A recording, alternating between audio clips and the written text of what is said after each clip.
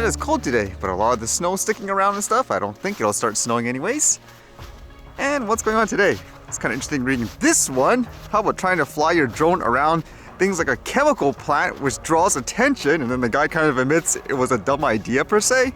This one says, man arrested for flying drone over chemical plants, says was just being stupid guy. According to this, I guess it was a filmmaker that got too curious. It says a New York City filmmaker who was arrested on Mardi Gras morning for flying a drone over chemical plants in St. Charles Parish says he only wanted a pretty picture of the Mississippi River and had no intention of spying on the petrochemical industry. The St. Charles Sheriff's Office says Vladimir Vlad Duragabit, 38, and Tigrum Avatisian, 39, were found operating a drone that had been spotted flying low over the Dow chemical plant in Taft just before noon on February 21st. People usually have an unfound fear of being spied upon when people are just flying everyday drone nowadays to capture a video and picture. And it says Duragabit, who lives in the Brooklyn and is originally from Ukraine, didn't know this and wasn't actually trying to film chemical plants, he said Friday. Now he faces obstruction of justice charges, 3 counts of unlawful use of an unmanned aircraft system, and has become the focus of a joint sheriff's office and FBI investigation. And as he says here, I'm a filmmaker and my main purpose is nature and beauty, he said. Actually, honestly, I didn't like my picture of the river because when I put the drone up, everywhere was gray. The gray was a sprawling array of plants and other industrial sites on both sides of the river between Taft and Norco. And as it mentions, I guess he arrived at the area saying, hey, let's capture some footage and so forth. And it says once the drone was up, it didn't take long for a deputy to arrive. A sheriff's office report says Duragabid and Avatisian were ordered to land the drone, which they did on the River Bachur. The 2 men went over the levee to get the drone and returned with a black bag but refused to open it, according to the sheriff's office records. Investigators later learned that the men had hidden the drone in the Bachur, prompting the obstruction of justice charges. They also determined that the drone had flown over 2 other chemical plants in the area, Lind Inc. and Air Liquid USA, authorities said. So I guess that adds to the suspicion where they did it twice and then they tried to hide the fact that they were flying the drone as well. You would think in a normal circumstance they'll just say, no, I was just flying around and capturing this and that, here's the drone and so forth, check it if you want. Although reading this, am I reading this accurately? Because it says here they spent 24 hours at the Nelson Coleman Correctional Center, and it says he and Avastian were released February 22nd on a $100,000 bond each, court records said. So did they literally pay $100,000 to get out of it, or am I misreading this? This doesn't sound like an average, I guess, individual. That is the case, isn't it? So with the accusations of him being a spy, it says here, he says, I'm not a spy, he said. I'm a regular human guy. He's also, he admits, sometimes a stupid guy. I'm sometimes nosy, he said, but this is curiosity because I'm a filmmaker. I think some people are thinking there's not enough cruel facts about me. Would you agree with that? Or would you say he's potentially, I guess, a quote spy because there's some suspicious activities? Again, with that bond, if I'm reading it right, that doesn't sound like a regular normal person per se to be able to just throw that amount of money and get out of jail.